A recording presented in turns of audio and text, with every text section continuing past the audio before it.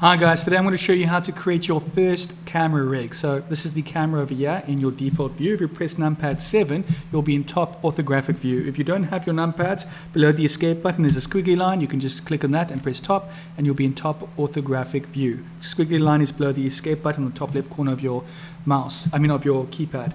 Now, first thing we want to do just for the time being, we can hide this cube. You can press H to hide it, Alt H to reveal it, or you can just press this over here, this eyeball, which is also just hiding it.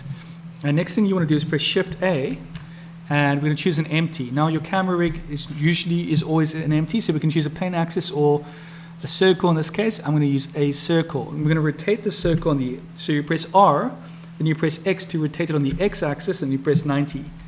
And you'll have a nice camera rig like that.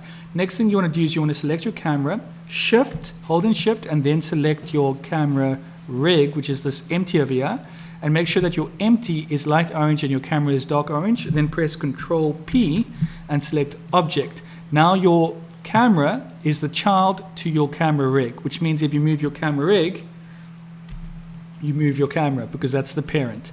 Let's rename this empty to camera rig empty, and just to make sure we're happy with everything and we know everything works, we can also select this. I'm just going to choose wireframe mode over here so I can see that, but I will over here choose solid view, camera view. So this is what we'll see in the camera itself at the moment. Let's just make this a little bit smaller. Right, so, and then we're going to select auto keying. We can lift this up a little bit.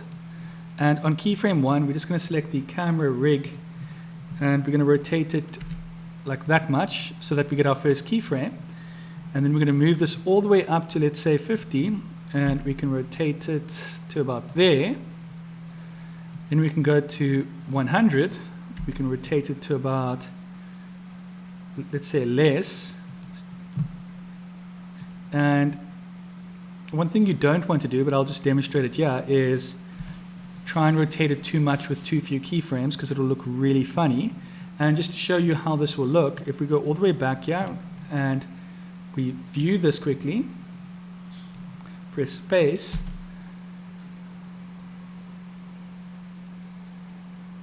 see that fast turn doesn't really add up. So that's why we don't really want it. So to delete this keyframe, we just press X, delete keyframe, and we go back here to this 100.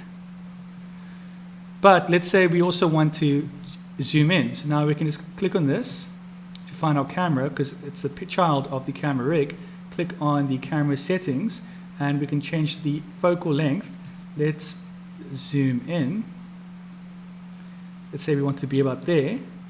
Hover over this with your mouse and press I. But the problem is, if we go back here, it doesn't really zoom out. So we want to go back to keyframe 1 and make sure this is on 50. I'm just going to type in 50. Hover over this and press I. So now, and what we can do if we want to have the right effect, we can say that from frame 70, let's go 50,